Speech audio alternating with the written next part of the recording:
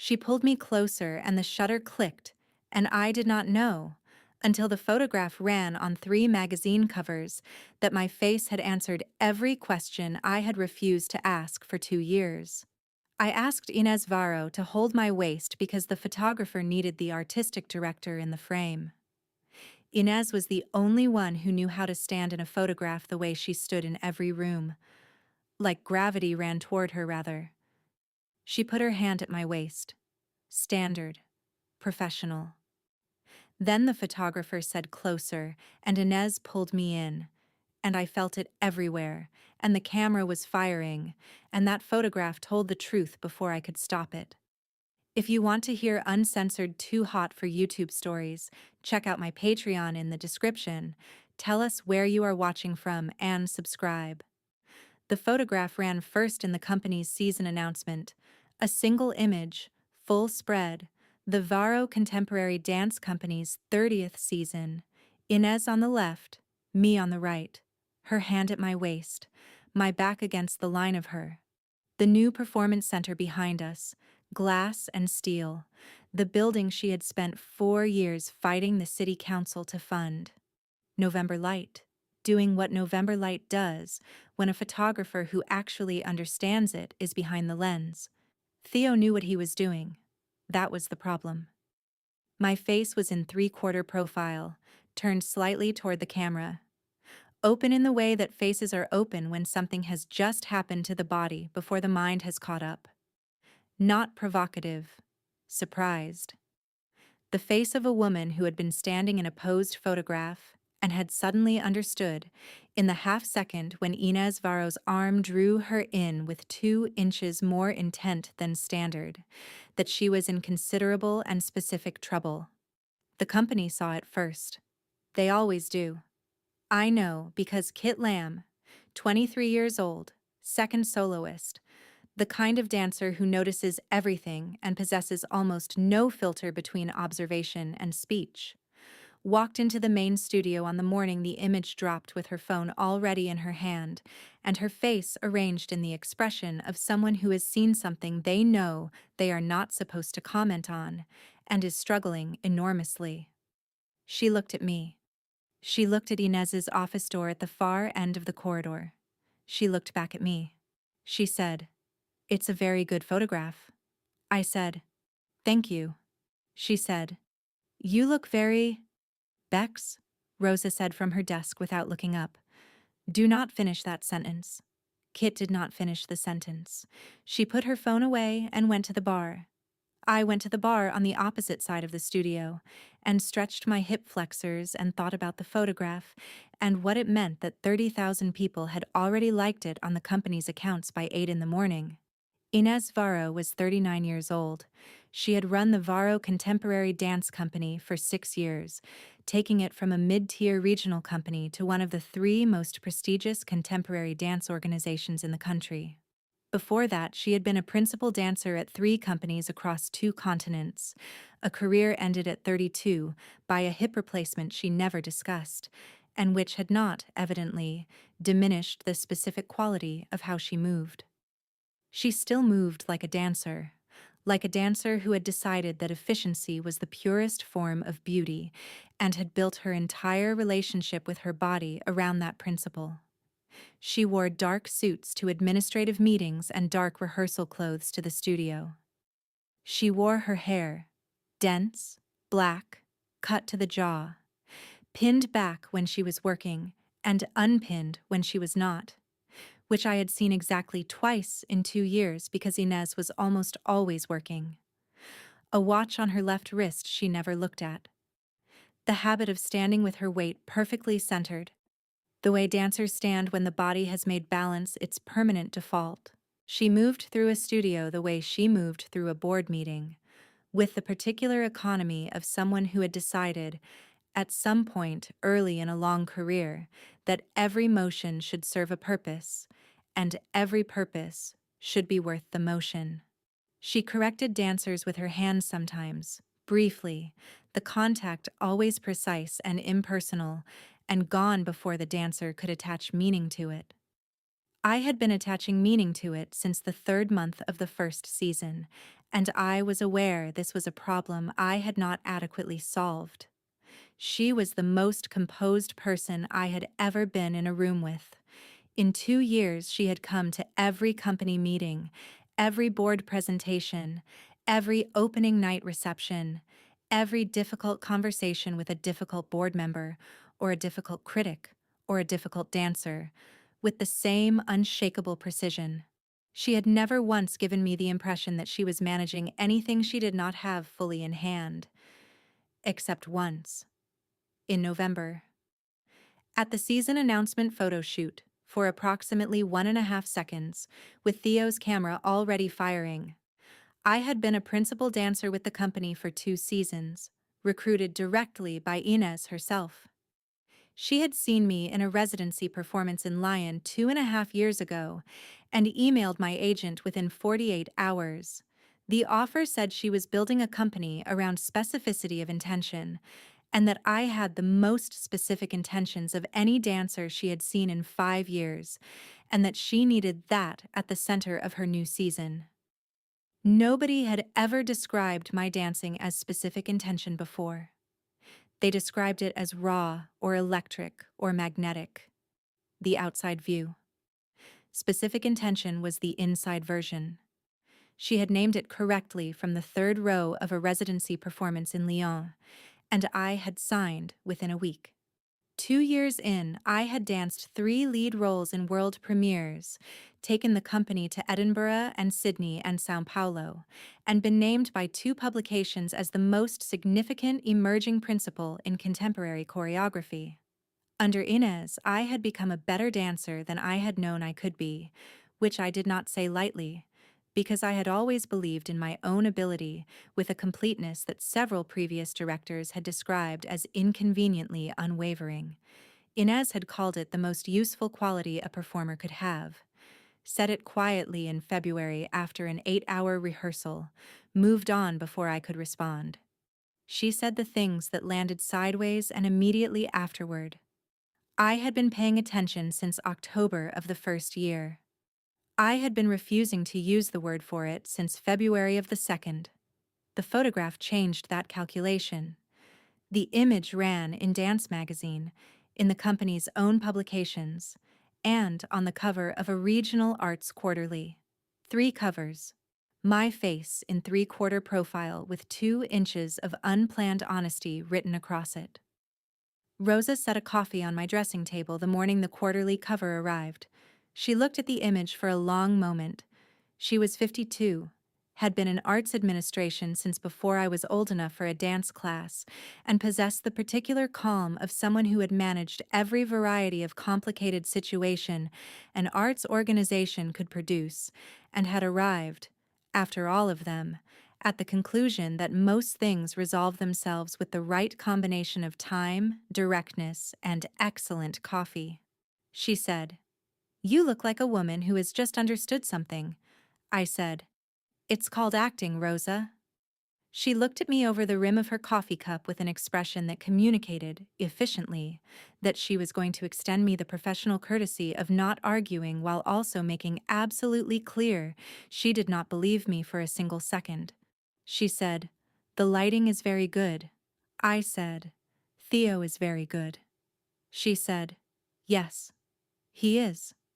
And she picked up a folder and went back to her desk. I sat with my coffee and thought about what it meant that 2 people had now communicated to me through a single image what I had been communicating to myself through a deliberate refusal to look directly at it for the better part of 2 years. I had been photographed thousands of times over a decade of professional performance. I knew what my face looked like in photographs. The distinction between a face presenting itself and a face that was simply present. I had, at various points, been called compelling, which was the word critics used when they meant the camera found something true, and the face did not resist it. I had never had my face described as revelation before. 3 covers. 30,000 likes in the first 24 hours. The company's season announcement performing better than any campaign in its 6-year history. I could not argue with the face. I had tried. The light, the angle, the pose. All true. and none of it explaining it. The face was explaining itself on the company's social accounts, and in 3 publications, and in the specific quality of attention that Inez Varro had been unable to bring herself to direct at me for the full week since the image dropped. My face had answered. Now I had to decide what to do with the answer. Rehearsal that morning was the first act of a new piece, a commission Inez had been developing for 8 months with a choreographer named Marcus Held from Amsterdam, who was arriving in 3 weeks to run the final development process. The piece was built around institutional distance, which in practice meant that Inez had spent 8 months constructing a movement vocabulary around 2 bodies in close proximity that could never quite arrive at contact. She was teaching me the vocabulary. This was standard. Inez taught the primary vocabulary of every major work herself, regardless of which choreographer had developed it. She believed that principals needed to understand the intention of movement at the granular level before they could embody it fully, and she was right about this. And the rightness of it meant that the two of us had spent a significant portion of 2 years in a studio together, often one-on-one, often closer than the professional necessity strictly required. I had been managing this. I had gotten very good at managing this. She was at the studio door when I arrived at 9, already in rehearsal clothes, dark wide-leg trousers, a fitted black top, flat practice shoes, reviewing notes on her tablet. She looked up, assessed me with the brief efficiency she applied to every dancer's physical state at the start of each day, and nodded. She said, "The opening phrase. You're leading with the wrong shoulder." I said, "I've been doing the opening phrase for 2 weeks." She said, "And you've been leading with the wrong shoulder for 2 weeks." She moved to stand in front of me. The shoulder initiates the tilt. The tilt reads as instinctive avoidance. If you lead with the hip, it reads as deliberate resistance. These are different meanings. I said, "I know the difference between instinctive avoidance and deliberate resistance." She looked at me. Not the clinical look. The other one. The half-second that lived in the territory I had been refusing to map. "Show me," she said. I ran the opening phrase from the top, hip leading. The slight tilt that the piece required reading as choice rather than reflex. I felt the difference immediately. The intent residing in the lower center rather than the reactive shoulder, the motion becoming a decision rather than a response. Ines watched with the stillness she used when she was processing quickly. "Yes," she said. "That's the phrase." I reset. She moved to the desk. She said, without looking up from her notes, "You look tired this morning." I said, "I'm always tired in the morning." She said, "No. You look like something is on your mind." I said, "I've seen the covers. All 3 of them." She looked up. Her face was, as always, composed. Jaw set. Shoulders where she kept them. Nothing a stranger would have read as anything other than the focused attention of a working artistic director. I had stopped being a stranger to her face somewhere in the middle of the first year. "The photograph is excellent," she said. "Theo does good work." "It's my face," I said, "on 3 covers." She said, "The company's visibility this season has been significantly stronger than last year's campaign." I said, "Inez." She stopped. I said, "I'm not having this conversation about the company's visibility." She looked at me for one measured beat. Then she looked at the studio door, which was not fully closed. Ola coming back in from the corridor, the moment contracting the way private moments contract when the space around them fills. She said, "We should continue with the phrase work." We did. But when Ola came in, and the session expanded, Inez did not correct my shoulder again. She watched me run the phrase 3 more times and said nothing each time, and the saying nothing was different from the kind of nothing she produced when a thing was merely adequate. It was the kind of nothing she used when a thing was exactly right, and she was choosing not to make a moment of it. I noticed. I had a long and detailed catalog of Inez Vero's silences by this point, built without deciding to build it, which was itself the most honest information I possessed about my own situation. Marcus Held arrived from Amsterdam on a Thursday. He was 53, broadly built, with the specific physical authority of a choreographer who had spent 30 years demanding that bodies do impossible things and had been proven right often enough that his certainty had become gravity. He wore paint-stained trousers and expensive boots and spoke in a mix of Dutch-inflected English and French-inflected movement cues. He came into the studio and shook hands with the quartet, and then watched Inez walk us through the first movement sequence with the focused attention of a craftsman evaluating another craftsman's work. After 20 minutes, he said, "The principal, Karis." I stopped. He said, "You are pulling back in the redirect." I said, "I'm redirecting." "That's the phrase." He looked at Inez. He said, "She understands the timing but not the cost." Inez said, "We've been working on the cost." He said, "She is performing the cost. She is not experiencing it." I said, "I would love to know the difference, since apparently neither of you is experiencing any cost in having this conversation." Kit made a small sound immediately suppressed.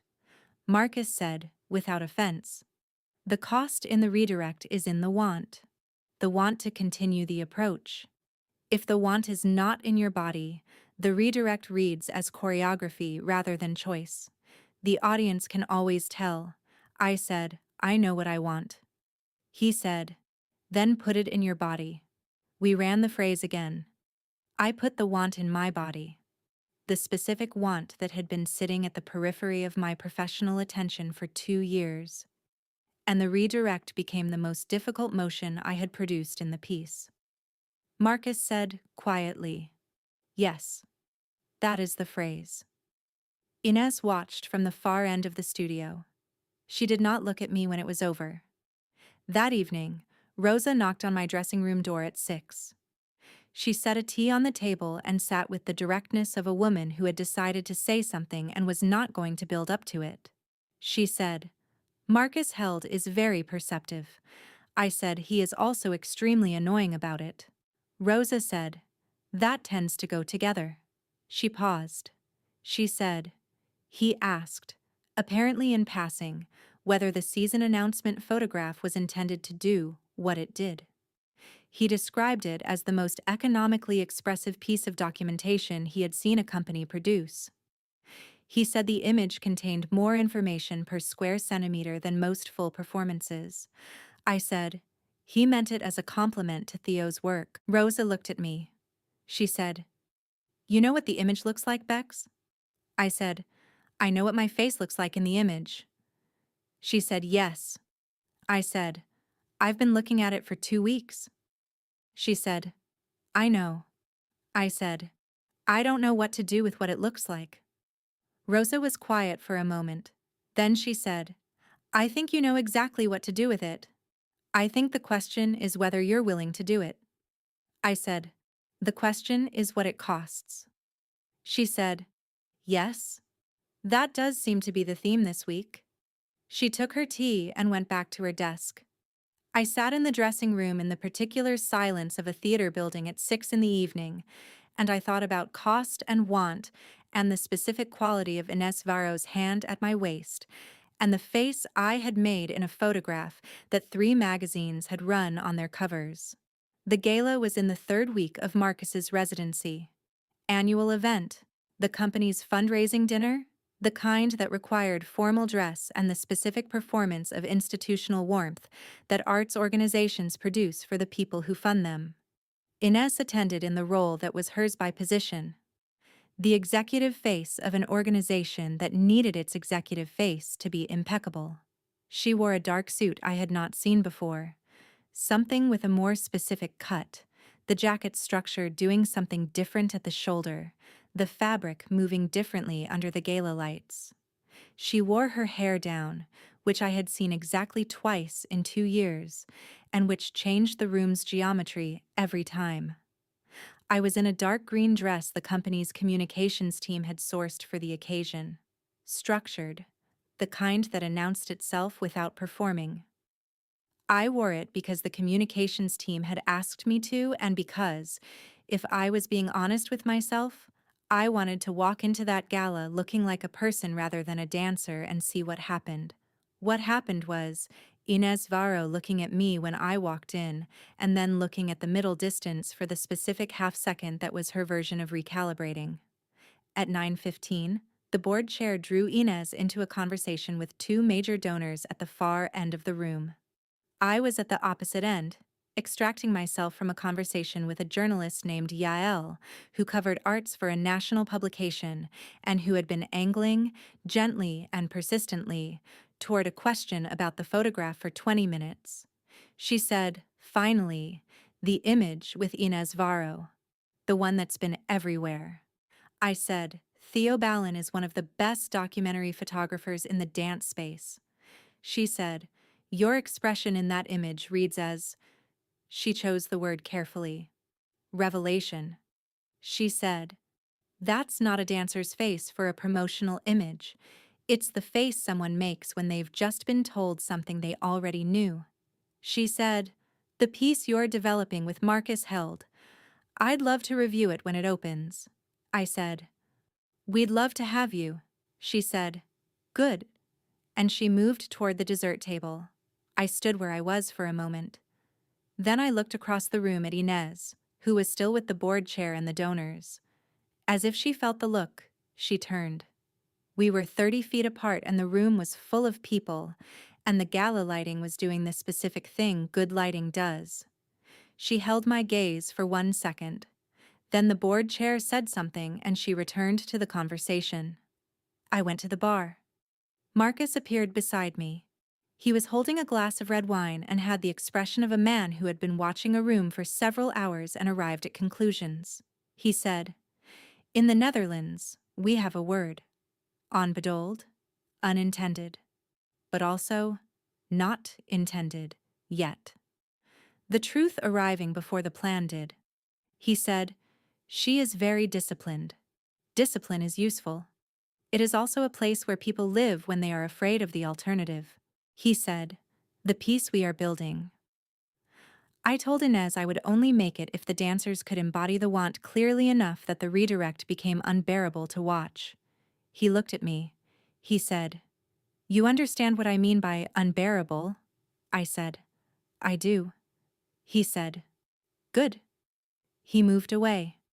I stood at the bar with my drink and thought about unbearable and onbedoeld and the face I had made in a photograph that had since run on 3 magazine covers. And I thought about the want being in the body rather than only in the mind. I thought about not redirecting. The residency went through its second week with the intensity that development phases produce when the work is real and the deadline fixed. Marcus ran the quartet through the piece's middle sections with a rigor that was not unkind, but was absolutely without mercy for the versions of movement that were technically competent and emotionally absent. He could tell the difference in a single 8 count. Inez was in the studio every morning. She did not run the sessions, but she observed, and occasionally she and Marcus spoke in low voices at the side of the room, and occasionally she stepped into the work to demonstrate something. When she demonstrated, the studio paid the kind of attention it pays to someone who has something real to show. She was looking at the tablet when I looked away. While Kit moved perpendicular to my path, 2 bodies aimed at the same center point, the choreography requiring that we read each other's approach and redirect without breaking the phrase or the momentum. The technical challenge was real. The emotional challenge was what Marcus kept pushing on. He stopped me 4 times in the first hour. He said, you are deciding when to redirect too early. The audience sees the decision before the redirect happens. The redirect should arrive as close to the moment of contact as the human body will allow. He paused. He said, this requires trusting that the other dancer will also redirect, that the 2 of you will agree, in the last possible instant, that the redirect is what you are both choosing. I said, what if one of us doesn't redirect? He looked at me. He said, "Then you make contact," which is a different piece. He looked at Inez. He said, "Not the piece we are making." Inez was looking at the floor. We ran the phrase 6 more times. By the 6th, I was redirecting at the last possible instant, which was not comfortable, and was, according to the increasingly satisfied expressions Marcus was producing, exactly correct. On a Thursday evening, at the end of the second week, Marcus dismissed the quartet at 6 and asked Inez to stay. I was at the door when he said it. I collected my bag and went to the dressing room and showered and changed and came back at 6:40 to collect something I had left in the studio. The studio was not empty. Inez was alone. Marcus had left. She was running through a phrase, the closing section, the part that the principals had not been given yet, the section Marcus had said would be taught in the final week. Running it alone, without the music, the full phrase, and it was the most physically honest thing I had seen in 2 weeks of watching honest movement. She stopped when she heard the door. She looked at me. I said, "I forgot my phone." She said nothing. The phone was on the chair by the studio table where I had left it. I walked across the studio floor to collect it. The floor was warm under my socks. The studio always held the day's heat until at least 8 in the evening. It smelled of rosin and sweat and the faint cedar trace of her perfume that I had been cataloging for 2 years without admitting the cataloging was happening. I picked up the phone. She said, "Bex?" I turned around. She was standing in the center of the studio, in her rehearsal clothes, hair loose from whatever had held it. She had been moving, and the motion had worked it loose, and it was down the way it had been in the photograph. And in the photograph she had been pulling me in with 2 inches of intent, and the camera had been firing. I said, "You were running the closing section." She said, "I was reviewing the vocabulary." I said, "Marcus hasn't taught us the closing section yet." She said, "I developed it with him." I said, "What happens in the closing section?" A pause. She looked at the floor. She said, "The 2 bodies finally occupy the same space." I said, "They make contact." She said, "Yes." I said, "After the whole piece has been about the redirect." She said, "Yes." I said, "And you've been reviewing this alone at 6:40 in the evening." She looked up. Her face was doing the harder version of its composure. The version that cost something, that showed the cost at the specific places she could not quite control, the set of her jaw, the millimeter tension along the line of her shoulders. She said, "It requires preparation." I said, "Inez?" She said, "Don't." I said, "Say the other version of that, the one that's not about the piece." She looked at me. The studio hummed. The light was the low, late-day light coming through the high windows, the same quality of illumination that had been in the photograph, the same November gray turned amber at the end of the day. She said quietly, "I'm aware that this situation has reached a point where—" She stopped. I waited. She said, "I'm aware of what I'm doing. In the studio. And outside of it." I said, "And?" She said, "And I need to be the artistic director of this company." I said, "You are the artistic director of this company." She said, "Yes." I said, "And?" She looked at me. The half-second. The jaw. The very specific cost of the composure visible at the very specific places she could not prevent me from seeing. She said, "And the piece we are making is the most honest thing this company has produced in 6 years. And I need it to be honest, and I need you to be in it. And both of those things require me to be very careful about the line between what is in the work and what is in the room." I said, "The closing section. The 2 bodies finally occupying the same space." She said, "Yes." I said, "After the whole piece has been about the cost of not." She looked at me. Something in her face was doing what it had done in the photograph. The thing I had seen on 3 magazine covers, The thing that was too specific to be accidental. The thing that cost her something every time she almost didn't manage it. She said, "I'll see you tomorrow." She went to collect her things. She picked up her jacket and her bag and walked past me toward the door with the precise economical movement she used when the composure was real and the cost was also real, and she was not going to give either one more room than it required. At the door, she stopped. Her back was to me, the cedar smell of her perfume and the rosin and the amber light. She said, "The photograph." I waited. She said, "I know what it looks like." I said, "I know you know." She said, "I'm sorry for what it cost you." I said, "I'm not angry about the photograph." She turned. Not entirely composed. Almost composed, which was different, which I had learned to read in the specific way that only 2 years of very close attention allows. She said, "What are you angry about?" I said, "That you know what it looks like, and you still called it the company's visibility." She absorbed that. She stood in the doorway of the studio with the company she had built in 6 years around her, and the piece she had spent 8 months preparing, and the dancer she had recruited from Montreal, because she understood specific intention when she saw it, and she absorbed the accurate thing without deflecting it. She said, "Yes." She left. I stood in the studio for a long time, in the rosin smell and the low light, and the particular hum of a building that had been full of bodies all day and was now full of their absence. I thought about the closing section and the two bodies finally occupying the same space, and what it meant that the artistic director had been rehearsing it alone at 6:40 in the evening. I thought about the redirect being the most difficult thing the dancer does in the piece. I picked up my phone and my bag and turned off the studio light and walked out into the corridor. It smelled of different things than the studio. The industrial cleaner and the warmth of an old building and the very faint cedar trace that told me she had not been gone long. I stood in the corridor and thought about the word "onbedoled." Not intended yet. The truth arriving before the plan did. I thought about the photograph running on 3 magazine covers. I thought about tomorrow.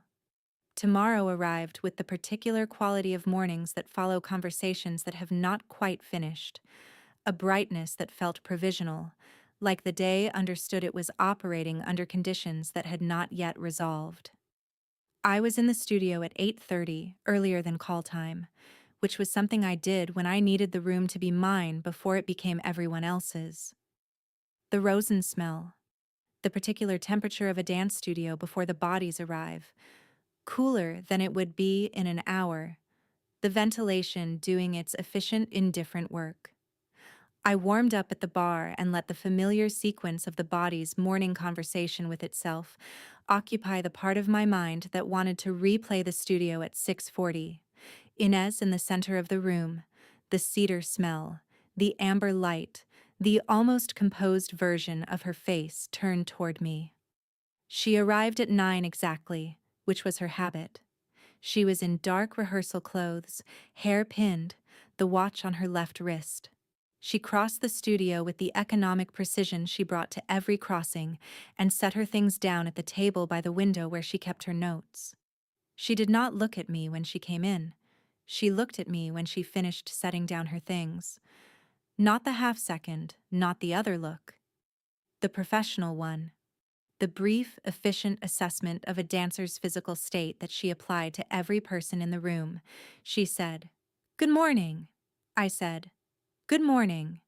She uncapped her pen and looked at her notes. That was it. That was the whole of it.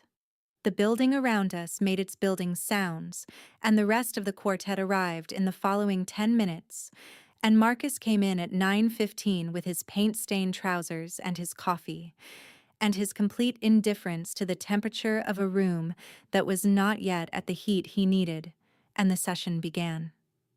And for 1 hour and 40 minutes, it was only the work. That was the specific mercy of serious work. It required all of you, and all of you was not available for anything else while you were inside it. Marcus pushed the quartet through the second act transitions with a rigor that had increased since the previous week, something in his manner suggesting that the deadline had moved from theoretical to real in a way that was sharpening his attention. He stopped Ola twice in the same phrase. He stopped Kit once, and then asked her to run it again immediately and said, "Better," in the particular tone that told you he meant it. He watched me with the focused assessment he had used since the first day, and said, on the fourth run of the transition sequence, that my timing on the approach was exactly correct, and that the want was in the body, and that it needed to stay there for the final week. I said, "It'll stay." He looked at me. He said, "Good." He looked at Inez. Something passed between them. Not a look with content I could read, just the specific quality of communication between two people who had been working together long enough to have developed a shorthand. Inez made a note on her tablet. During the break, Kit came to stand beside me at the water station. She was 23 and excellent and had the specific combination of observational precision and loose self-censorship that I had, at this point, come to rely on as a fairly accurate barometer of what the company was thinking but not saying. She said, without preamble, "It's interesting that you and she never quite look at each other at the same time." I said, "What?" She said, "In the studio. When you look at her, she's looking at the notes. When she looks at you, you're looking at the floor. It's very precise, actually, like you've worked out a system." I said, "Kit." She said, "I'm just observing." I said, "Observe something else." She said, "I'm trying to." She poured her water. She said, "It's a very good photograph, though." She said this with her eyes entirely forward, which was Kit's version of studied innocence, and I chose to let the whole thing pass because the alternative required more energy than the break allowed. She was quiet for a moment. Then she said, "The piece is very good?" I said, "Yes, it is." She said, "The redirect section." She paused, choosing her words with the specific care of someone who understood that she was navigating something delicate and was trying to do it respectfully. She said, "When I run the section with you and we redirect, the approach feels real. Like both of us are genuinely choosing to redirect rather than performing the choice." I said, "That's what Marcus has been building." She said, "I know." She looked at the floor. She said, "I think the thing that makes it feel real is that the want is real. The want to continue the approach. When I run that phrase, I feel it. I feel the want to stay in the approach and the choice to redirect. I think," she said, "I think both of those things are real for you too." I said, "Kit." She said, "I'm still just observing." I said, "Keep observing the floor then." She did.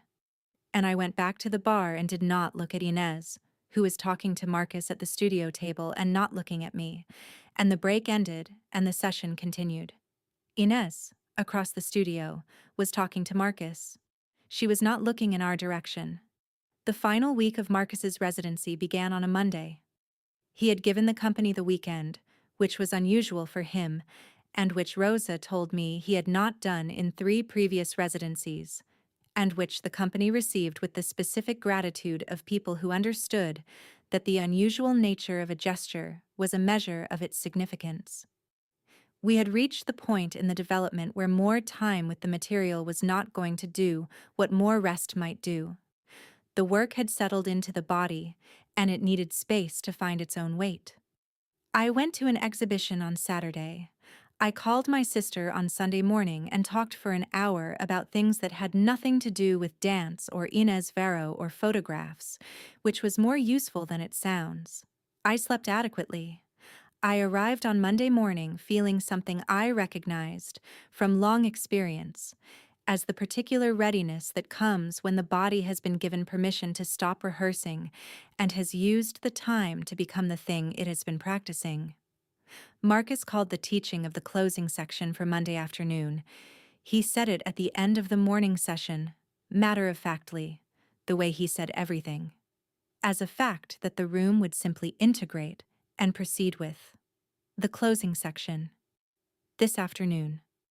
He looked at his notes, made one adjustment to the schedule he was keeping on a legal pad, in a handwriting that I had never been able to read, and moved on. The room made no reaction. We were professionals. We integrated and proceeded. But I felt Kit beside me, very slightly, adjust her position in the way people adjust when they are resettling something. And I felt Rosa, at the back of the studio where she had come to observe the morning notes, make a note of her own on the clipboard she carried. And I felt, with a precision that had nothing to do with sight, the moment when Inez, at the studio table, looked up from her tablet. I did not look back. The afternoon session began at 2. Marcus arranged the quartet in the configuration the closing section required, Kit and me downstage, Ola and Dex upstage forming the frame that the choreography required. He walked us through the structure of the section first, without music, in the language of counts and positions and directional cues that was the scaffolding before the movement became itself. The section ran 9 minutes and 45 seconds and ended with the two lead bodies, Kit and me, finally closing the distance that the entire piece had been about maintaining. The contact was simple, not dramatic. One hand.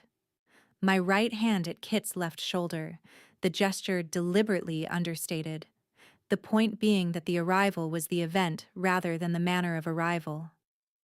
After 40 minutes of a piece built around bodies that could not quite reach each other, one hand at a shoulder was the most extraordinary thing in the room. Marcus talked us through the count structure and then said, "Before we run it, I want to show you the approach from the inside." He looked at Inez.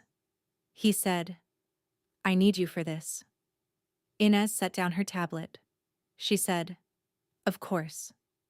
She came to the center of the studio.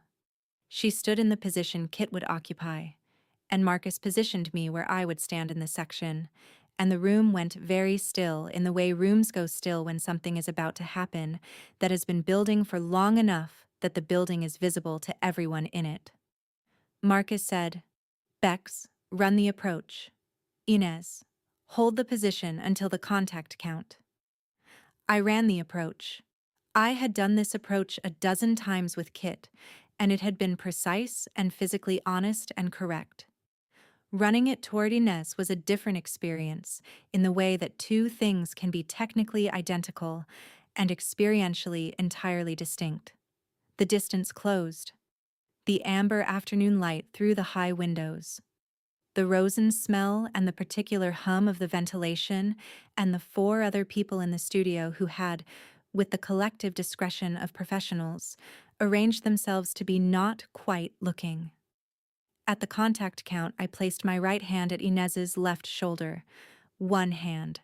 The gesture the choreography required. Understated. The arrival as the event. Her shoulder was warm under my hand. She was completely still. I could feel through the fabric of her rehearsal top the specific held quality of someone who was maintaining a position with the full attention of a trained body. The contact lasted the 4 counts the section required. Marcus said, "Good, hold." He walked around us. He said, "The hand needs to land lighter, not weaker, lighter." The arrival should feel like the most inevitable thing in the piece, not like something being placed. Again. I moved back and ran it a second time with the want fully in the approach, and when my hand landed at her shoulder, it landed lighter, which felt like a paradox and was not one. Inez was very still. Marcus said, "Yes, that is the approach." He said, "Inez, in your assessment, is that what the piece has been building toward?" Inez said, "Yes." Her voice, on that one word, was level and professional, and cost something. I moved back to the start position. The room resumed its normal temperature. Marcus brought Kit back in, and we walked through the closing section with the full quartet for the first time, and it was correct, and by the end of the hour we had run it 4 times, and each time it had the quality that good work has when it has finally arrived at what it was always trying to be. At the end of the session, Marcus said, "That's the piece. We'll run it full tomorrow." He gathered his notes. He said, "Good work."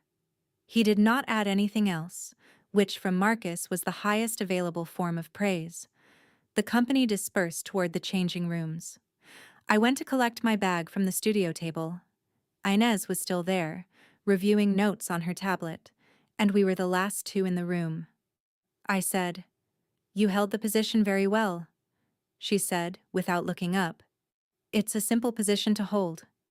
I said, "I know." "That's not what I said." She looked up. Her face was in the harder version of its composition again, the one that showed the cost at the specific places she could not prevent. She said, "Bex." I said, "You held it for 8 counts when Marcus only asked for 4. She said, "I was listening for the correction." I said, "There was no correction after the second run. You held it because you were not ready to stop." The studio was very quiet. She set the tablet down. She said, "I am aware that whatever I just said about this company's work is not an answer to what you just said." I said, "No, it isn't." She said, "I know what I held the position for. I have been aware of it for longer than I have been honest about it." She said, "What do you want from me?" I said, "An honest answer to an honest question. Is what I'm holding in my body in that closing section, is that only about the piece?" She looked at me for a long time. The jaw, the half-second, the cost of the composure at the specific places she could not control. She said, "No." The word landed in the studio and stayed there. I said, "How long?" She said, "Since the residency performance in Lyon, 2.5 years ago, before you were ever my dancer." I absorbed that. She said, "I recruited you because you were the best available principal with the specific quality I needed for what I was building." That is true. It is also true that I flew to Lyon specifically because I had been told by someone whose taste I trust that there was a dancer performing who I needed to see, and that I sat in the 3rd row and watched you for 70 minutes and understood 2 things simultaneously: that you were exactly what the company needed, and that recruiting you was going to require me to manage something I had not previously had to manage. I said, "And you did it anyway?" She said, "Yes." I said, "And then you managed it for 2.5 years." She said, "I attempted to manage it for 2.5 years." She looked at the tablet, which she was not going to look at. She looked at the floor. She said, "The photograph was not management. The holding the position for 4 extra counts was not management. The rehearsing the closing section alone at 6:40 in the evening was not management." She said, "I have been managing it decreasingly well as the piece has developed." I said, "Because the piece requires you to build a vocabulary for it." She said, "The piece requires me to be honest about the specific physical and emotional experience of proximity and redirect." Yes. Building that vocabulary in the same room as you has not been a professionally neutral activity. I said, "I know." She looked at me, a look I did not have a category for in the catalog I had been building for 2 years. Not the professional look, not the half-second, not the almost composed version. Something more open than all of them. More costly, in the specific way she always named cost when she was being honest. She said, "I am not going to perform a version of this that is smaller than it is." I said, "Good." She said, "I don't know how to do this without the work being affected, and I am not willing to let the work be affected. The work is something I promised to 27 people in this company and 340 people who have bought tickets to the opening." I said, "I know you do." She said, "I need time." Until the opening. I want to say everything after the opening. I said, "You've had 2.5 years." She said, "I know. And I used that time badly. I am asking for 11 days, with a specific purpose." I said, "All right." She said, "Thank you." I said, 11 days. She said, 11 days. I picked up my bag and walked out. And in the corridor, I stopped with my back against the wall for a moment with my eyes closed, feeling the body hold a conversation it had been waiting to have. The specific exhale of something finally put into language and received. I could do 11 days. Yael's preview piece ran the following Tuesday. It was in the arts section of the national publication she wrote for, a 700-word feature on the company's new season that centered on the development of the Marcus-held commission and the particular significance of the Varro company choosing to make a piece about institutional distance at this point in its history. The piece was excellent. Yael was always excellent. She understood dance in the specific way that critics understand it when they have been watching long enough to stop looking at the surface and start looking at the interior. She did not write about the photograph directly. She wrote about the image of the artistic director and the principal dancer that had circulated widely at the season announcement, and she described it as containing, in compressed form, the central preoccupation of the new work. The question of what the body communicates when the mind has decided not to.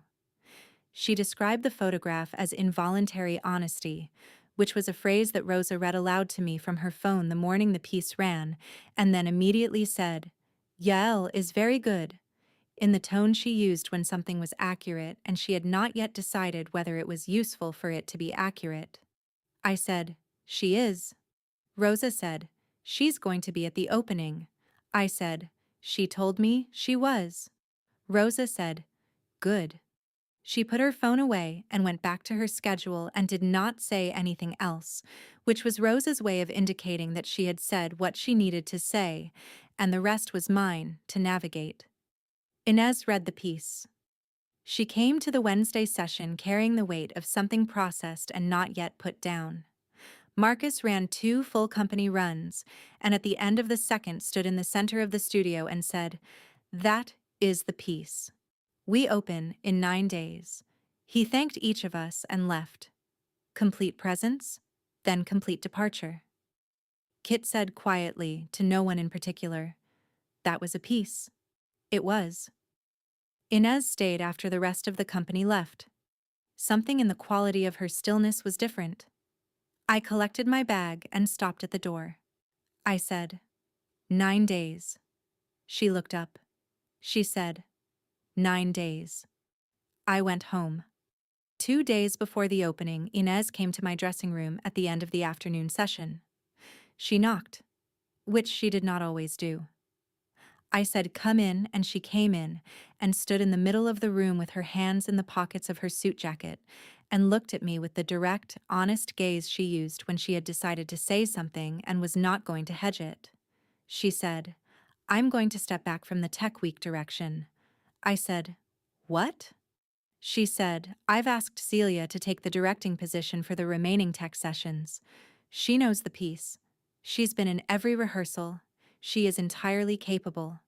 Celia was the company's associate director, 34, meticulous, completely trustworthy with work she had watched develop from the beginning. She was entirely capable. That was not the point. I said, "Inez." She said, "I cannot direct the Tech Week while I am holding what I'm holding about the work, and you simultaneously. The trying has been visible, and the visibility has not been good for the company or the work or you." Rosa asked me if I was sleeping. I said, "Are you sleeping?" She said, "Not particularly."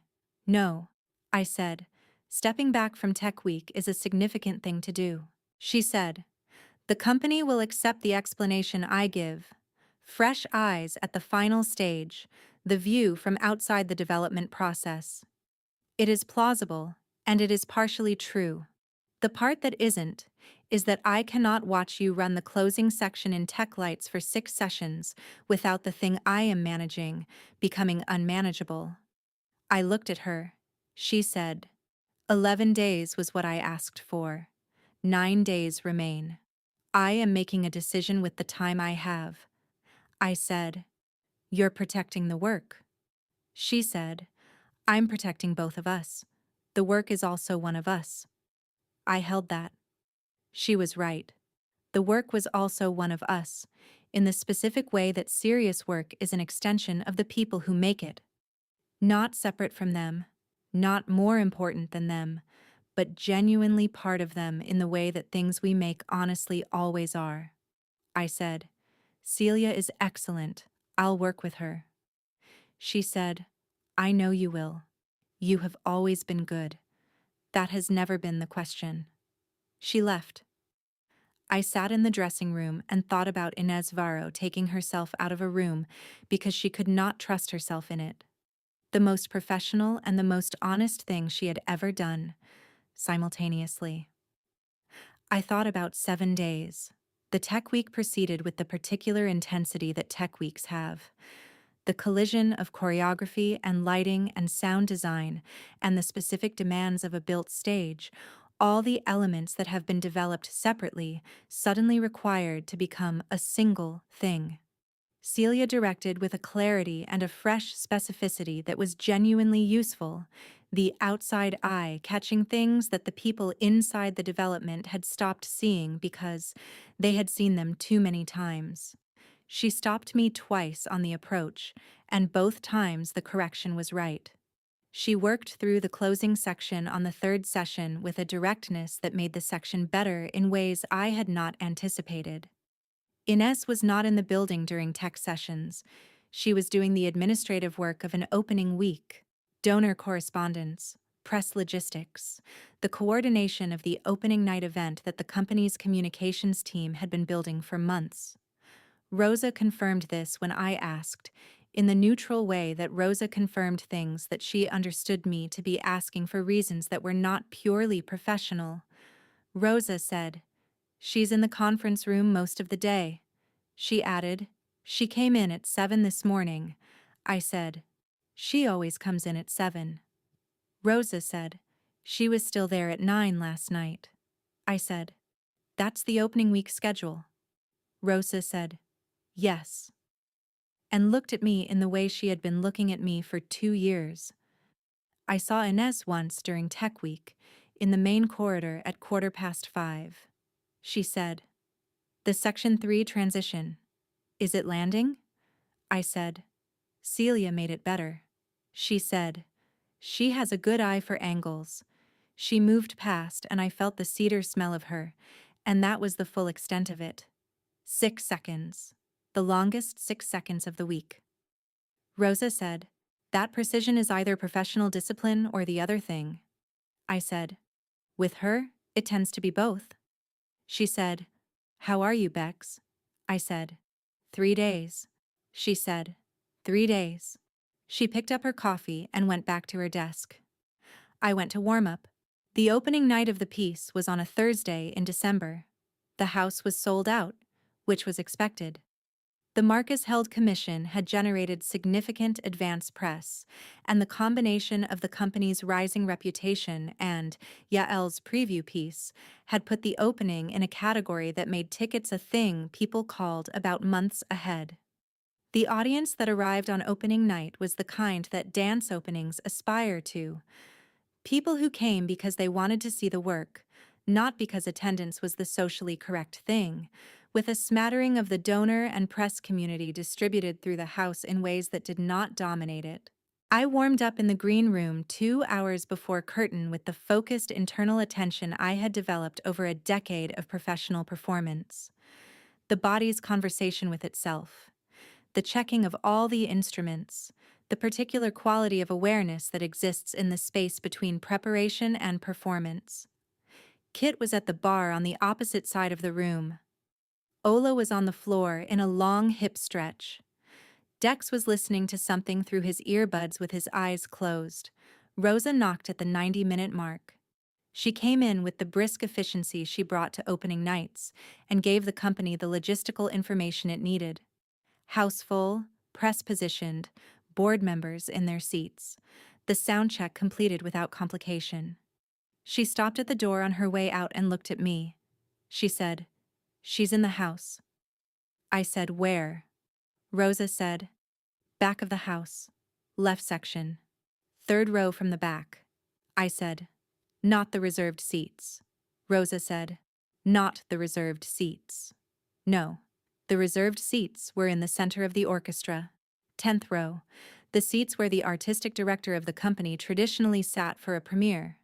They were occupied tonight by the board chair and two major donors and one of the company's founding members, all of whom were the appropriate people to occupy those seats.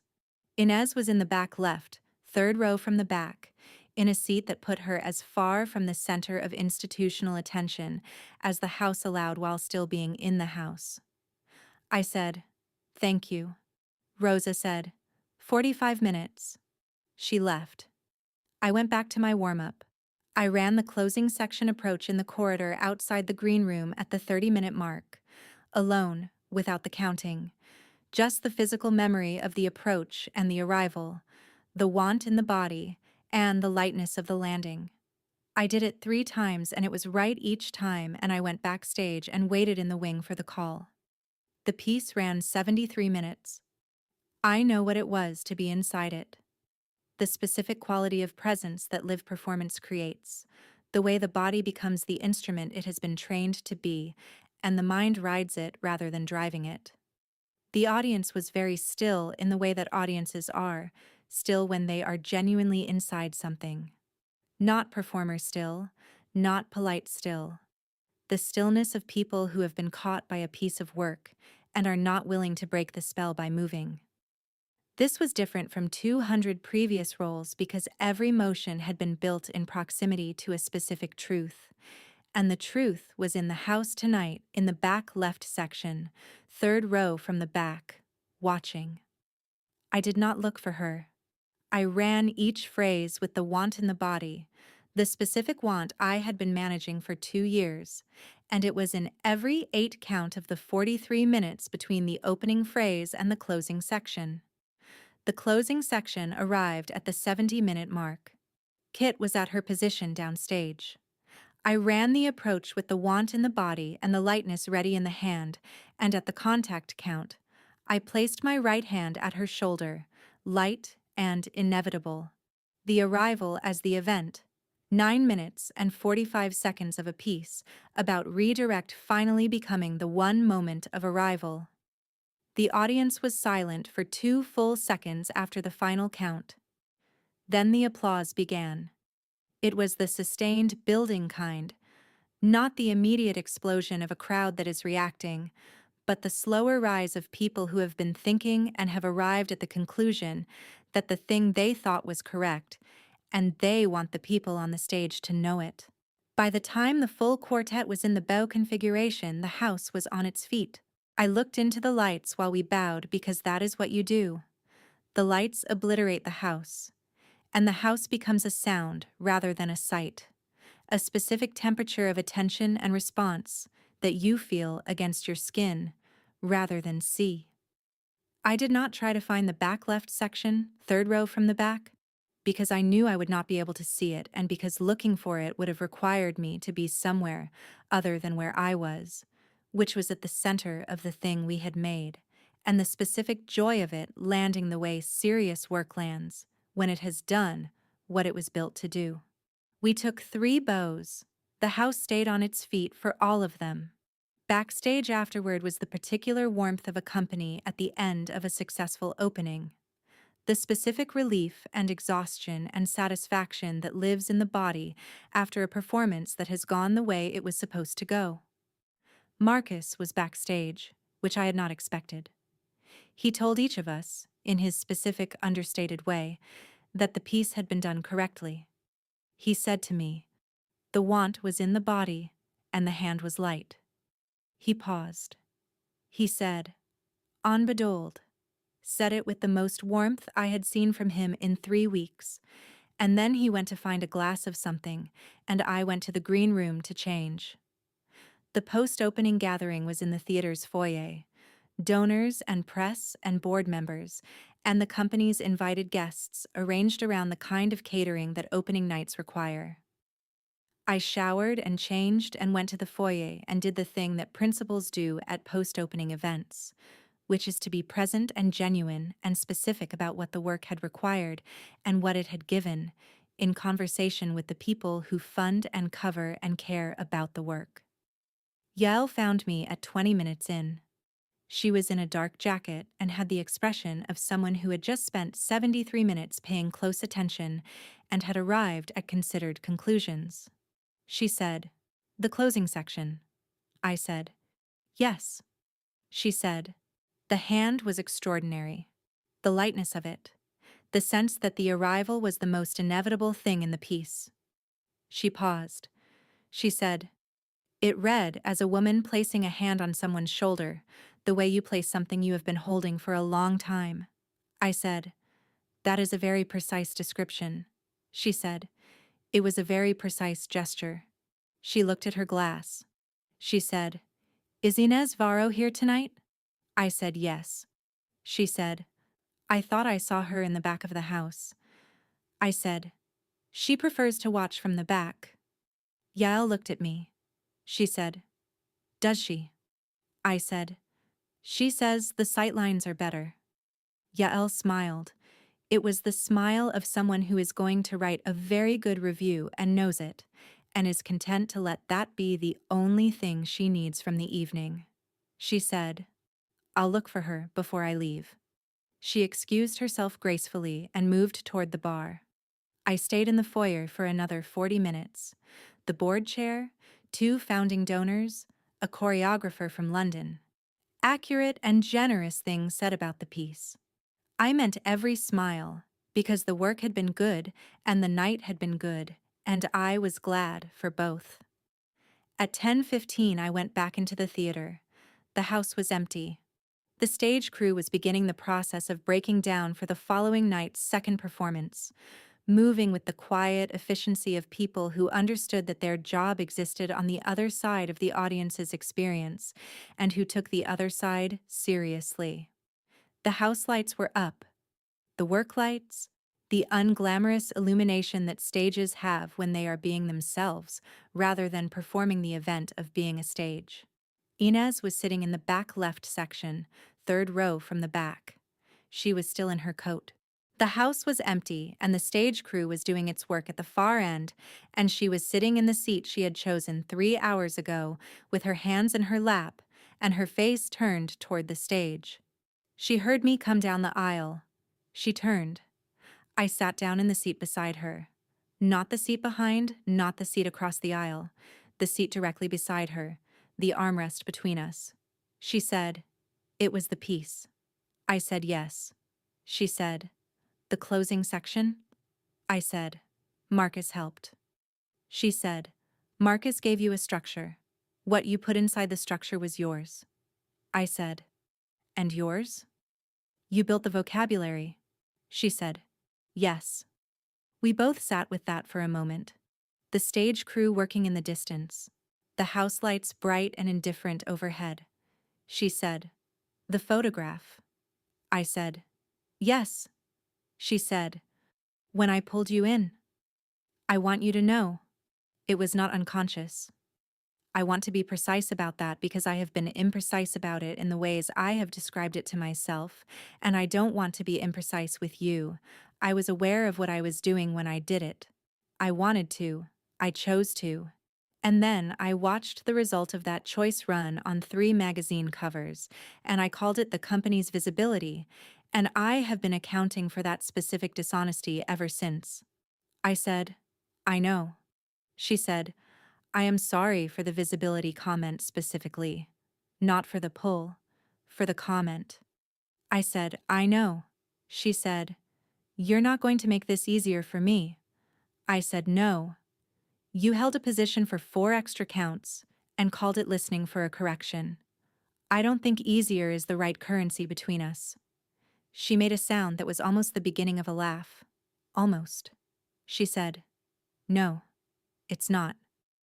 The stage crew finished a section and moved to the next. One of them called something to another across the stage and got a response, and they went on working. Around us, the empty house held the residue of the evening, the warmth of a full audience, the particular quality of air that exists in a theater after a performance has gone exactly the way it was supposed to go. She said, I flew to Lyon because the person who told me about you described you as the most specific dancer in contemporary performance, and I had been looking for specific for 4 years. I sat in the third row and watched you for 70 minutes and understood two things simultaneously: that you were exactly what the company needed, and that watching you was a separate and simultaneous experience from assessing you professionally. Both things were true in the same body at the same time, and I had not been prepared for that. I said, and you managed it for 2.5 years. She said, I managed it for 2.5 years and built the best work this company has ever produced. Which is not a defense. It cost me things I did not name, and it cost you things you should not have had to pay. She said, in the photograph, when Theo showed me the contact sheets the following day, and I saw your face in the frame, my hand at your waist, your back against me, I understood that I had expressed what I had been managing, not accidentally, not unknowingly, and I had no professional language available to describe what the image was showing because the image was showing the truth. I said, and you called it the company's visibility? She said, yes. And in Lion, in the third row, I was aware of exactly what I was watching, and I flew home the next morning and built a contract offer anyway, because I could not imagine not having you in the company. I said, it gave us 2.5 years of the best work either of us has done. She said, yes. I said, and 2.5 years of you knowing what you knew, and me cataloging your half seconds and the photograph running on 3 magazine covers. She said, both things. Yes. I looked at her. In the work lights and the empty house, Inez Varro looked like a woman who had stopped managing something, not broken. Present. In the way that people are present when they have finally stopped performing the management and are simply in the room with whatever the room contains. The room contained 2.5 years and 3 magazine covers, and the cedar smell of her that I had been cataloging since the 3rd month of the 1st season. I said, after the opening. That's what you asked for. She said, yes. I said, it's after the opening. She said, yes. I reached across the armrest and touched her jaw. Warm skin. The specific stillness of a person who has decided not to move, not because they are afraid, but because they understand that this is the moment and they intend to be fully inside it. Her eyes on mine, the house lights doing their indifferent work overhead. I kissed her. It was not frantic. It was not desperate. It had the quality that the closing section of the piece had, the sense of the inevitable thing arriving, unhurried, exactly on the count that had been building toward it for the whole of the piece. 2.5 years of redirect finally becoming its own kind of arrival. Patient and specific and earned in the way that only things that have cost something real can be earned. She kissed me back. Her hand found my face, not at the jaw, at the cheek, the palm warm against my skin, her thumb at the corner of my mouth in the specific, careful way that told me she was here, and she was choosing to be here, and she was not managing anything about that fact. When we stopped, we stayed close, the house around us, the stage crew moving in the distance, oblivious or politely not attending, which in a theater amounts to the same thing. She said, quietly, the hand in the closing section. I said yes. She said, when you put your hand at Kit's shoulder tonight, the lightness of it. I watched from the back of the house and I thought, that is the piece. That is what we built. I said, that is what we built. She said, and I also thought. She stopped. I said, what? She said, that I wanted it to be my shoulder. I looked at her. She said, That is the most specific thing I have said out loud in 2.5 years. I said, "It's the most specific thing you've ever said to me." She said, "It cost something." I said, "I know. Thank you for paying it." She looked at me in the house lights with her palm still at my cheek, and the empty theater around us, and the accumulated weight of 2.5 years and 3 magazine covers, and one photograph that had told the truth before either of us could stop it. She said, "I don't know how to do this without making it complicated." I said, "It's already complicated. That's not the question." She said, "What is the question?" I said, "Whether you want to do it anyway." She said, "Yes, just yes." After 2.5 years and the Lion residency and the photo shoot and the managing and the holding, yes. The single syllable honesty that had cost more than any full sentence she had spoken. I said, "Then we do it anyway. And you don't get to call it the company's visibility anymore." She laughed, quiet, precise, entirely genuine. The laugh of a woman who has been carrying something for 2.5 years and has just put it down. She said, "Agreed." We sat in the house for a while longer. The stage crew finished and went home. The house lights dimmed to the overnight setting, and in the dimmer light, Inez looked like the version of herself I had seen twice. Hair loose, the suit jacket still on but somehow less armored, the watch on her left wrist catching the last of the light. She said, "I should tell you something else." I said, "All right." She said, "I've been in love with you since Lion. Not the managing version, the actual version." I looked at her. She said, "I know that's a significant thing to say after already having said several significant things. I am saying it because I told you I wanted to say everything after the opening, and I meant that, and that everything includes that." I said, "I know." She said, "You know." I said, "I've known for a while." She said, "How long?" I said, "Since February. Of the second year. The 8-hour rehearsal. You said my inconveniently unwavering belief in my own ability was the most useful quality a performer could have, and you moved on to the next correction before I could respond, and I drove home and sat in my car for 20 minutes. She said, "February." I said, "Yes." She said, "I've been less invisible than I believed." I said, "You've been readable for considerably longer than you would like." She said, "Yes." She paused. She said, "And you have been, what? For the same amount of time." I said, "Cataloging your half-second since October of the first year." She looked at me. The almost composed face, the costly openness of it. She said, "October." I said, "October." She said, "We have both been very patient." I said, "Or very stupid." She said, "Both. Probably." The theater's overnight lights settled into their final configuration. The house held around us. The empty seats and the stage in shadow and the particular quiet of a building that has been full and is now at rest, carrying the residue of the evening in its temperature and its smell. I said, "I should go home." She said, "Yes." I said, "And tomorrow there's a second performance." She said, "Yes." I said, "And you're going to be back in the director's position for the second performance." She said, "Celia has the second performance. I'll return for the third." I said, "You're giving yourself another 2 days." She said, "I'm giving myself the time to do this correctly." She looked at me. She said, "I spent 2.5 years doing it incorrectly.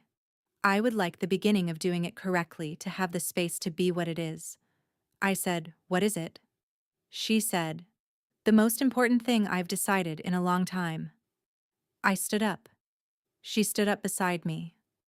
We walked up the aisle of the empty house toward the exit, and at the lobby door she held it for me, which was her habit, the specific courtesy she extended to everyone and which I had catalogued in the specific way I had catalogued everything about her, as a detail rather than a gesture, as information rather than performance.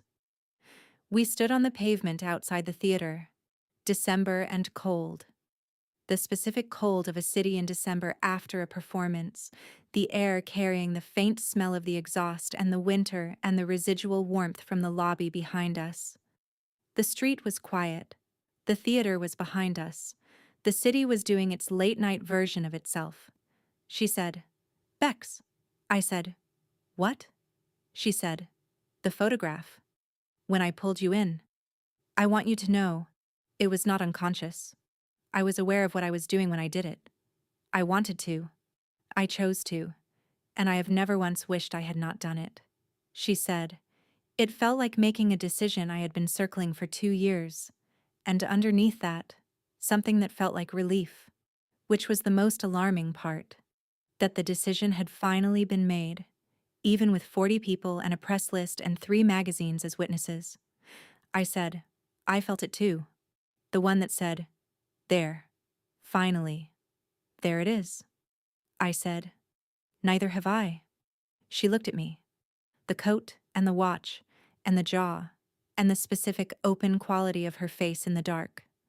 The version of herself she was allowing to exist without management, which was the most significant thing I had seen in 2.5 years of very close attention. I put my hand at her waist. Light.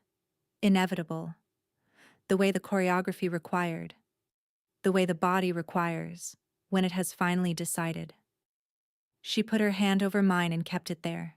We stood on the pavement outside the theater in December for a long moment, and neither of us moved, and the city went on around us, and the photograph was on 3 magazine covers, and would remain on 3 magazine covers, and my face in those covers would always look exactly the way it looked, and the question it had answered was the same question I was answering now, standing on a pavement with my hand at her waist and her hand over mine, and the work behind us and the rest of it ahead. Theo ran the full company documentation shoot in January for the program materials for the extended run. The piece had been reviewed extensively. Yael's review had landed the day after opening night. 700 words of the most precise and accurate criticism I had read of any work I had been part of, and 4 other publications had followed with reviews ranging from excellent to extraordinary. The extended run through March had sold out in 48 hours, which Rosa reported with the specific satisfaction of someone who had believed in the work from the beginning and was not surprised by the outcome, but was genuinely pleased by the confirmation.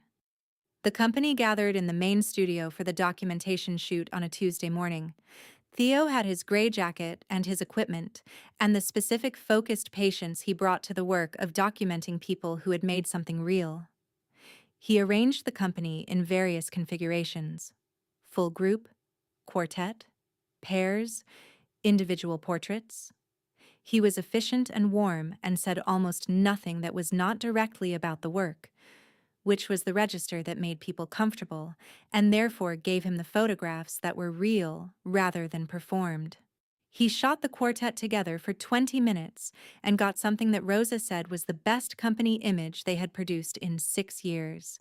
He shot the individual portraits with the particular attention he brought to faces that had done something physically demanding and specific. When he came to Inez and me, he said, simply, "Stand together." We stood together. He looked through the viewfinder. He said, "Inez, if you could put your hand at..." He stopped. He looked up at us, made the smallest possible adjustment to his expression. Theo's version of understanding what the body communicates when the mind has stopped managing it. He said, "Never mind. Don't move." He shot for 30 seconds. He said, quietly, "That's the shot." He said, "Good." Kit, behind me, made a very small sound.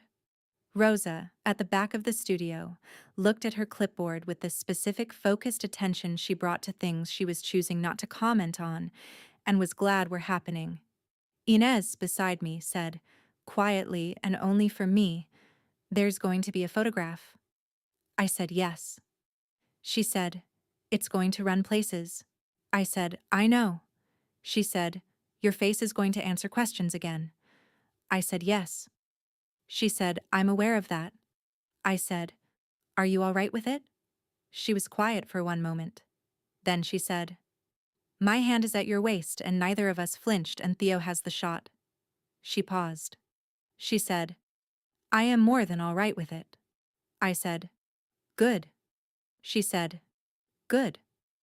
Theo moved to the next configuration, and the morning continued, and the company did its work, and the studio was its usual self, rosin and warmth, and the particular hum of a building that has found its purpose and is content to run it every day. She looked at me for a moment with the direct, warm assessment she brought to the things she had been watching develop, with the particular patience of someone who has been in arts administration long enough to know that the best outcomes require exactly the time they require, and not a day less. She said, You look different. I said, Do I? She said, You look like a woman who has stopped redirecting. I said, That is a very specific observation. She said, I've been watching rehearsals for 8 weeks. She paused. She said, Kit noticed too, for what it's worth. She said, and I am quoting directly, that the want was in both their bodies, and neither of them was redirecting anymore. And then she went back to the barre. I said, Kit has too much free processing power. Rosa said, Kit has exactly the right amount. She said, The piece is extended through March. We're adding 2 weekend matinees in February. I said, Good. She said, Yael wants to do a longer feature for the spring issue, on you and the company, and the development of the new work.